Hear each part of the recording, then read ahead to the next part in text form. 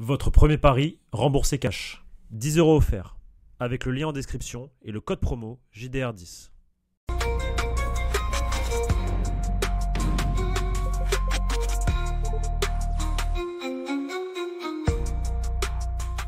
Bonjour à tous et bienvenue sur la chaîne YouTube du Journal du Real. Vidéo Prévia avant ce Real Madrid-Majorque demain 21h30. Un match qui compte finalement pour du beurre ou presque, puisque le Real Madrid peut juste éviter au FC Barcelone d'être couronné si eux perdent. Par contre, si le FC Barcelone remporte le match, ça sera définitivement fini cette course au titre. Pablo, comment ça va pour ce petit match-là? Écoute, tranquillement, tranquillement, on les prend avec beaucoup de philosophie, hein. Maintenant, il reste plus que trois petits matchs. Les trois derniers de Carlo Ancelotti, là, parle en conférence de presse. Voilà, faut relativiser, faut passer à autre chose, faut switcher, hein. C'est comme un discours qu'il faut tenir à Vinicius aussi. Voilà, on va revenir sur la conférence de presse de Carlo Ancelotti, sur l'entraînement. Il s'est passé des choses, on a beaucoup de choses à vous dire aujourd'hui. Et Ben Fernandez était sur place pour couvrir toute l'actualité, mais juste avant, notre petit moment partenaire. Et oui, comme vous le savez, on continue avec notre partenaire Winamax pour cette fin de saison. On a encore une fois plein de bons plans et de belles cotes à vous proposer, mais surtout si tu veux te lancer dans les paris, écoute bien cette offre de Winamax et du JDR. Winamax te rembourse ton premier pari en cash s'il est perdant dans la limite de 100 euros et t'offre 10 euros supplémentaires en cash si tu utilises le code promo JDR10. Mais concrètement, comment ça se passe? Il faut passer par le lien qui est en description. Tu crées ton compte Winamax, tu déposes par exemple 100 euros, tu rentres le code JDR10, tu gagnes 10 euros en cash, tu places ton premier pari et s'il est perdant, Winamax te remboursera 100 euros. Si tu as mis 15 euros, ça sera 15 euros qui sera remboursé. Mais attention, il faut vraiment passer par le lien en description, j'insiste. Donc t'as rien à perdre, tout à gagner finalement. Mais petit disclaimer quand même, les jeux d'argent sont strictement interdits aux mineurs. Évidemment, jouer ne permet pas de s'enrichir ni de remplacer un travail, donc pense toujours à jouer de manière responsable. Et Pablo, c'est quoi notre petite cote du jour?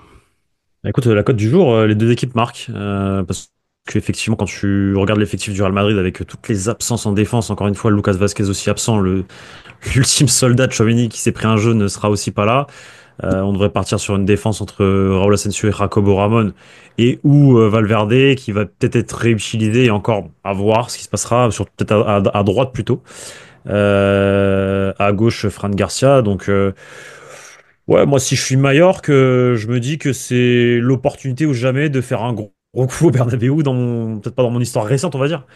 Donc je vois bien, ouais, une équipe de Mallorca qui va la jouer à fond.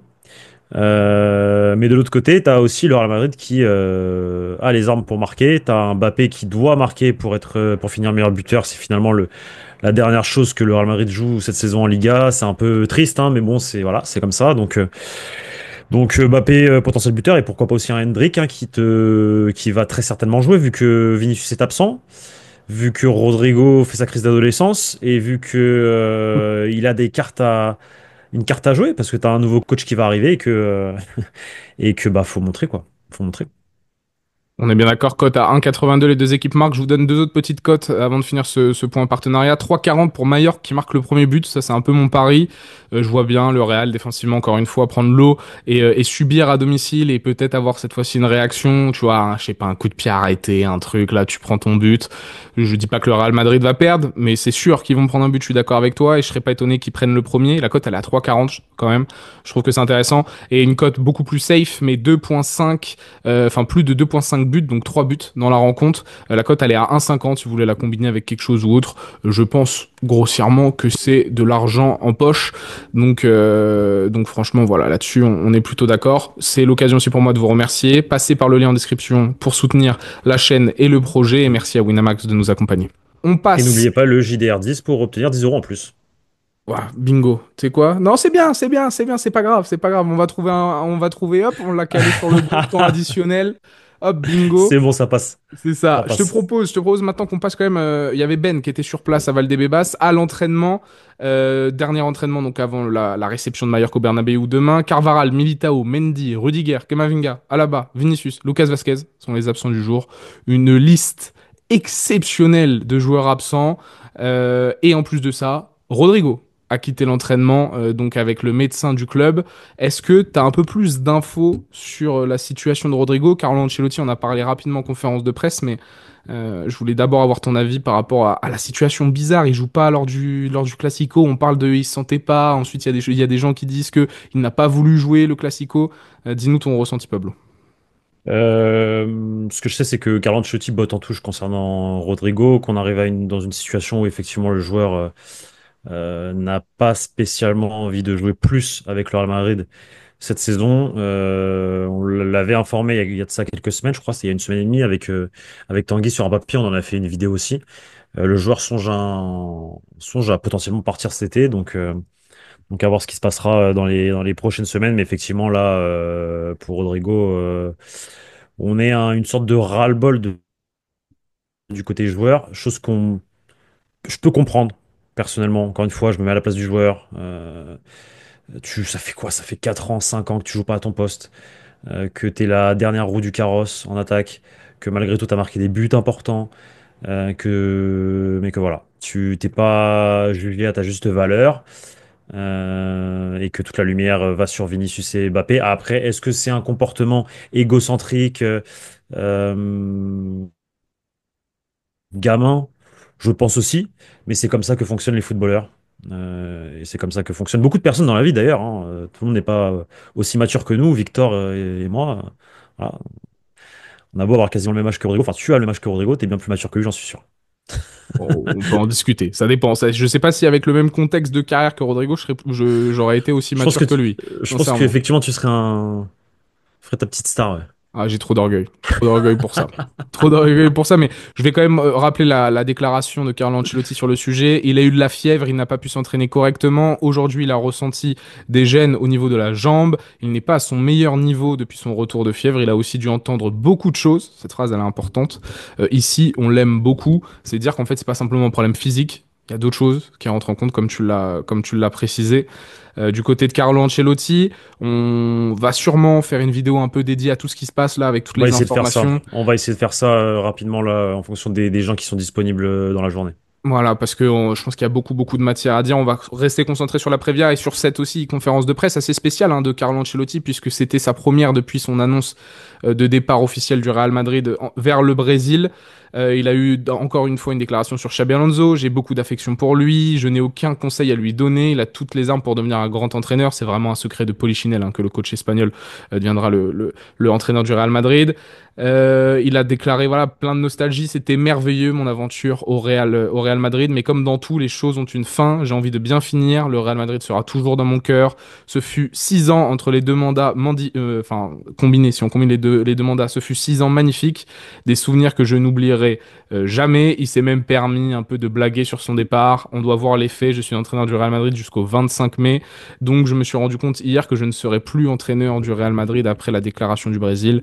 Voilà, un peu de nostalgie durant cette conférence de presse. Ben nous avait confié qu'il y avait une ambiance assez lourde durant la conférence, un silence, voilà, on avait un peu d'émotion, tout ça. Donc il sort quand même avec la classe, Carlo, malgré une saison ratée. Cet homme mérite tout le respect des observateurs du football, des Oui, acteurs du football, du bien sûr. club et de tout ce qui l'entoure.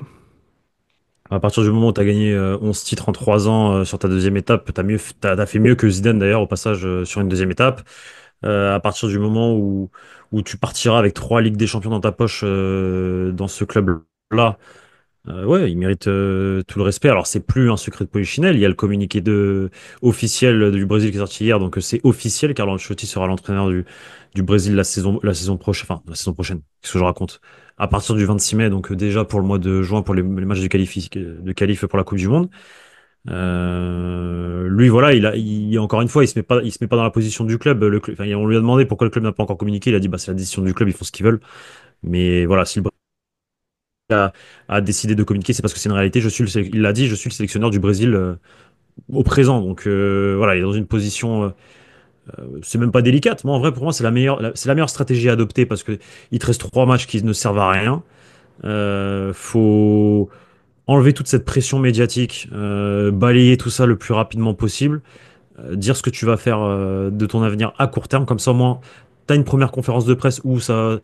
Elle fait figure de, effectivement, de départ et de semi-présentation face à la presse madridienne avant ton départ au Brésil en tant que sélectionneur. Tu dis ce qu'il y a, fin de l'histoire. Maintenant, on peut se concentrer sur le match de Majorque. On se va se concentrer ensuite sur les deux derniers matchs. Et voilà, tranquille, tranquille, c'est la vie. Il a dit que le Real Madrid allait rester dans son cœur. On le croit. Je pense qu'après le Brésil, il aura un rôle au Real Madrid et ou au Milan AC, à l'AC Milan, pardon. Donc, sans rancune, c'est normal. Et moi, je respecte le bonhomme. Et en tant que fan de ce club, j'étais ravi d'avoir un entraîneur de sa trempe. Voilà. Écoute, ce qui est clair, c'est qu'il lui reste, comme tu l'as dit, 2 matchs encore à domicile au Santiago Bernabéu, notamment un demain contre Mallorca, qui est une équipe qui se bat pour les places européennes, hein. 9e au classement, à égalité de points avec nos amis du Rayo Vallecano, qui pour l'instant sont qualifiés en Conference League, parce que je crois que oui, c'est ça, les 5 premières places en Espagne sont qualificatives pour la Ligue des Champions cette année, la 6 et 7 en Europa League, et donc la 8 en Conférence. Donc Mallorca a encore énormément à jouer, ils vont tout faire pour profiter de l'hécatombe de blessures du Real Madrid, qui devrait aligner une équipe Ouais. mésailleux. On a rarement vu Ah ça ouais. côté merengue. Donc, selon Ben, selon les petites indiscrétions, Thibaut Courtois dans les cages, ça serait Federico Valverde à droite, Jacobo Ramon, Raúl Asensio pour occuper la charnière centrale, Fran Garcia à gauche. Autant vous dire que oui, on va prendre des buts.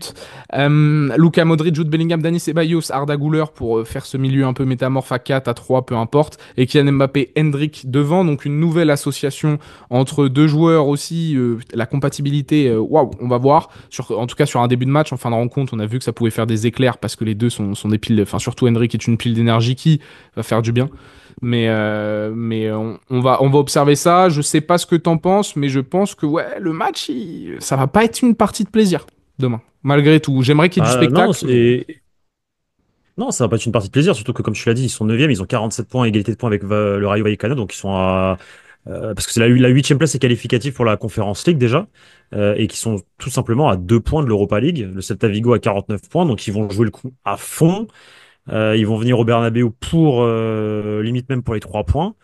Donc à voir comment cette équipe va réagir, comment cette défense va réagir, comment ces gamins vont réagir. Tu disais Valverde à droite, c'est ça? ouais. Donc Valverde qui est fatigué. Valverde il est fatigué, ça va être compliqué aussi de gérer. T'as joué dimanche, ouais, compliqué, compliqué. Franchement, je pense que ça va être un match très compliqué. On va encore souffrir. Je vois le Real marquer quand même. Je vois Mbappé sur une transition ou Hendrick, voilà. Mais attention à cette équipe de Mallorca qui joue une agréable saison et qui va venir au Bernabéu pour tenter sa chance et remporter les 3 points. C'est eux qu'on affronte lors de la première journée où on fait match nul, hein. Ouais, Ouais, c'est ça. exactement. Exactement, sur un but de Rodrigo et on se fait égaliser derrière. Donc voilà, bon après c'est plus de la première journée à la 36e journée, c'est plus la Oui, même équipe, hein, on est bien voilà. d'accord, surtout côté Real Madrid. Mais Surtout. mais on va observer aussi Jacobo Ramon, voir comment tu gères la pression du Bernabéu à domicile contre une équipe de Liga qui va vouloir jouer, qui a des attaquants physiques, hein, qui a une attaque qui performe. On va voir aussi Arda Güler s'il peut se relever de ce classico un peu compliqué, s'il peut reprendre les rênes du jeu, Dani Ceballos aussi. Enfin, moi je vais surtout être attentif à Arda Güler, évidemment Hendrick aussi, parce que comme tu sais l'année dernière Arda Güler sur la fin de saison, il y avait plus rien à jouer aussi, mais dans le bon sens côté Real Madrid. Et Arda Güler Ouais, avait fait une bien fin de sûr, saison bien sûr. canon, il s'était Mm. montré. Là, Hendrick, il n'y a plus Ouais, rien à ouais. jouer. Mm. Vini blessé, on risque de le protéger. Rodrigo, on a dit dossier compliqué.